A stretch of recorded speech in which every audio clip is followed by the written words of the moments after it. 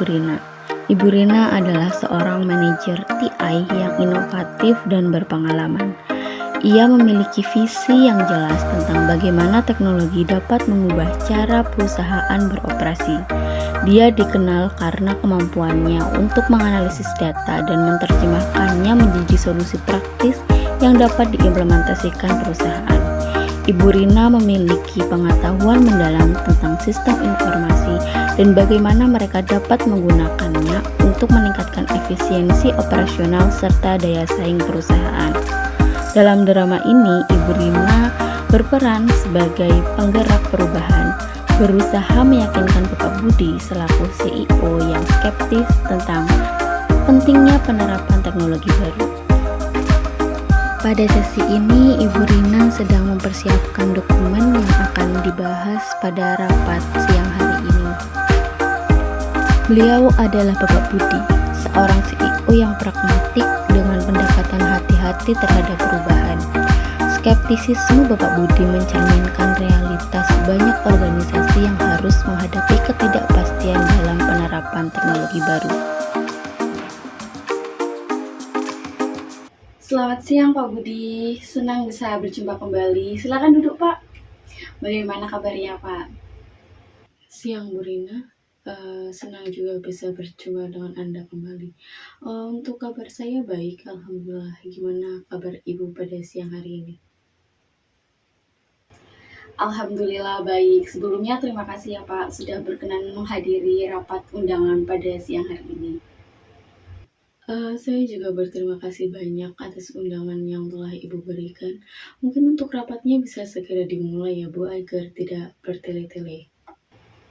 Iya Pak Budi, baik ya Pak Budi, pada rapat siang hari ini kita akan membahas terkait sistem niaga, di mana sistem niaga ini harus menjadi sistem yang lebih efisien untuk meningkatkan penjualan kita. Ini adalah langkah yang penting untuk kita dapat bersaing di pasar.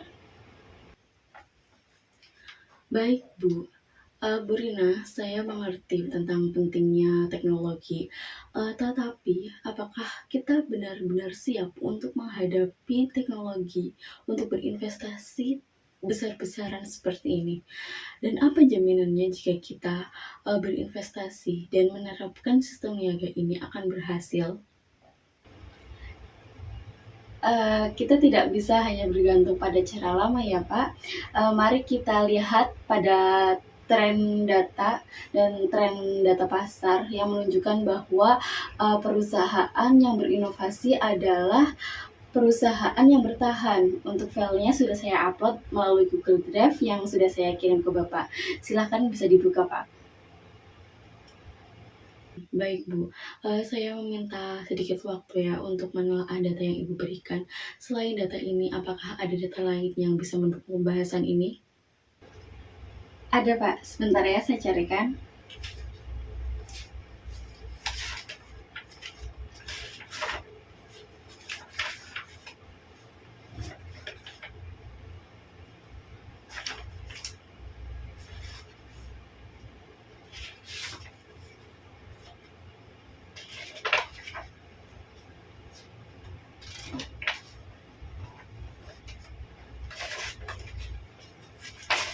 Mungkin ini Pak, bisa ditelaah terlebih dahulu. Silakan Pak.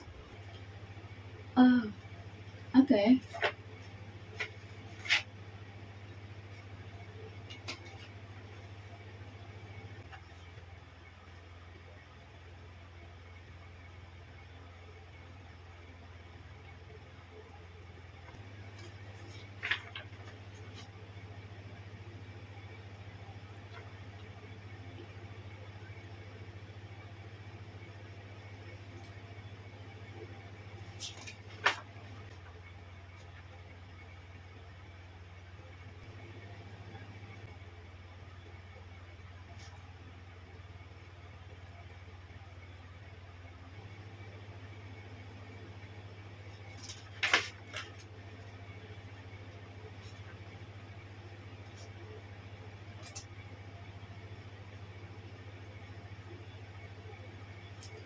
Baik Bu Rina, maaf ya sedikit lama. Dengan data yang Ibu berikan, apa tanggapan Ibu terhadap data ini? Jadi Pak Budi, bisa dilihat ya di data tersebut, bahwa, dalam perusahaan yang sudah menerapkan sistem niaga digital, mereka mengalami peningkatan sebesar 30% dan itu dalam kurun waktu, 1 tahun. Itu bukan teori ya Pak, tetapi, aksi nyata. Tapi Bu, bagaimana dengan biaya implementasinya? Saya lihat di data ini biaya yang dikeluarkan cukup besar ya Bu, bukan nominal sedikit untuk perusahaan kita keluarkan. Dan apakah perusahaan kita menyanggupi resiko yang akan dihadapi? Dengan peningkatan 30%, apakah worth it untuk biaya yang kita keluarkan? Resiko tetap ada Pak, tetapi tanpa inovasi kita akan ketertinggalan. Kita harus berani mengambil langkah ini. Saya ingin melihat data konkret. Apakah Ibu mempunyai case study yang bisa saya pelajari untuk meyakinkan diri saya bahwa langkah ini itu tepat dijalankan dan diterapkan di perusahaan kita? Tentu ada Pak, silahkan dibuka kembali pada bagian case study. Nah, pada bagian case study tersebut terdapat kasus Hillman Group dan Quaker Chemical. Mereka mengimplementasikan sistem intelijen bisnis atau BI dan berhasil meningkatkan efisiensi operasional mereka secara signifikan. Baik Bu, bagaimana mereka tepat dalam melakukannya? Mereka mulai dengan menganalisis data penjualan secara real time yang memungkinkan eksekutif untuk mendapatkan informasi penting seperti jumlah pesanan pelanggan yang belum terpenuhi, dan ini sangat membantu mereka untuk mengambil keputusan secara tepat. Oh, iya ya, oke. Apakah itu langsung berdampak pada penjualan perusahaan Hillman Group, Bu? Iya Pak, betul. Dengan informasi ini lebih baik, mereka, dapat mengidentifikasi masalah lebih awal dan merespon kebutuhan pelanggan dengan cepat, Pak. Menarik sekali, namun bagaimana jika sistem ini tidak, memberikan informasi yang tepat? Apakah kita siap untuk menghadapi kemungkinan yang terjadi? Itu adalah resiko yang harus kita pertimbangkan ya Pak. Namun dengan pelatihan dan pemahaman yang baik tentang sistem, kita dapat meminimalkan kesalahan. Saya khawatir ya Bu, jika informasi yang kita terima itu tidak akurat. Itu menyebabkan salah satu pengambilan keputusan yang salah. Maka dari itu, apakah ada langkah-langkah yang bisa perusahaan kita ambil untuk memastikan data itu akurat? Kita akan melakukan audit secara berkala, Pak, dan melibatkan tim IT untuk memastikan integritas data. Selain itu, kita juga akan melakukan pelatihan untuk pengguna akhir dan juga mencakup cara verifikasi informasi agar sebelum pengambilan informasi tersebut dapat diambil dengan tepat. Baik Bu, jika dilengkapi dengan data yang akurat dan tepat waktu, kita lebih responsif terhadap kebutuhan pelanggan. Saya mengerti ya Bu tentang pentingnya data akurat. Namun bagaimana jika tim penjualan merasa tertekan dengan perubahan ini? Apakah Ibu mempunyai rencana untuk mendukung mereka? Nah, saya berencana untuk mengadakan sesi pelatihan yang interaktif dan menyediakan dukungan berkelanjutan selama transisi. Kami juga akan meminta umpan balik dari mereka agar mereka dapat memperbaiki prosesnya. Baik Bu, jika seperti itu. Untuk menunjang analisis ini, apakah ada contoh lain dari perusahaan yang sudah berhasil menerapkan cara serupa? Ada Pak, silahkan bisa di-scroll ke bawah dari Google Drive-nya. Di situ terdapat case study lainnya. Oke Bu, saya analis terlebih dahulu ya. Perusahaan yang menerapkan sistem ini yaitu perusahaan Avnet, di mana perusahaan Avnet ini menerapkan sistem BI yang berorientasi pada proses baru. Mereka melibatkan sebanyak 2.000 tenaga penjual dalam menggunakan sistem BI untuk meningkatkan interaksi mereka dengan pelanggan. Oke, ya Bu. Tetapi bagaimana mereka melakukannya? Mereka menggunakan sistem laporan BI ini untuk mengidentifikasi praktik terbaik di antara tim penjualan dan penerapannya di seluruh perusahaan, sehingga mereka mengalami peningkatan dalam kinerja secara keseluruhan. Di samping itu, mereka juga memastikan bahwa setiap anggota tim penjualan memahami bagaimana penggunaan informasi ini dalam interaksinya sehari-hari dengan pelanggan. Oke Bu, jadi intinya adalah bahwa informasi tidak hanya digunakan untuk memantau kinerja, tetapi untuk mendorong perubahan proses bisnis. Seperti itu Bu. Tetapi ya Bu, di sisi lain bagaimana kita bisa memastikan bahwa semua orang di perusahaan merasa memiliki akses ke informasi tersebut? Iya Pak, tepat sekali. Tim penjualan outlet ini sangat fleksibel dan bersedia beradaptasi dengan informasi tersebut. Mereka bahkan tidak menyadari bahwa mereka mengubah cara bekerja mereka, semacam rekayasa ulang organik. Uh, nah, untuk masalah akses informasi ya Pak, informasi itu sendiri kan harus digunakan secara strategis untuk meningkatkan cara kita bekerja dan berinteraksi dengan pelanggan. Maka kami akan memastikan bahwa semua orang dapat terlibat dalam proses ini. Dan salah satu caranya yaitu membuat portal internal, di mana semua anggota tim dapat mengakses laporan dan menganalisis terbaru tentang kinerja penjualan dan tren pasar. Oke, baik Bu. Saya juga sudah mengembangkan tipe solusi TI yang dapat membantu tim penjualan kita, di mana cara ini akan memudahkan mereka dalam mengakses data pelanggan secara real time. Propotipe, bagaimana jika karyawan tidak bisa beradaptasi dengan teknologi baru ini? Pelatihan itu memerlukan waktu yang banyak loh Bu, dan biaya yang cukup besar. Kita bisa melakukannya dengan cara pelatihan secara bertahap. Dengan sistem ini mereka akan lebih produktif dan efisien. Apa fitur utama dari Propertiba itu? Sistem ini memungkinkan integritas dengan CRM kita saat ini dan memberikan analisis prediktif untuk membantu sistem dalam pengambilan keputusan. Oh, oke Bu, itu terdengar cukup meyakinkan. Namun bagaimana jika sistem ini gagal berfungsi seperti yang diharapkan? Kita melakukan uji terlebih dahulu sebelum mengimplementasikan sepenuhnya dan untuk memastikan semua berjalan dengan baik. Oh, oke, jika seperti itu. Lalu bagaimana kita akan mengatur keberhasilan sistem ini setelah diterapkan?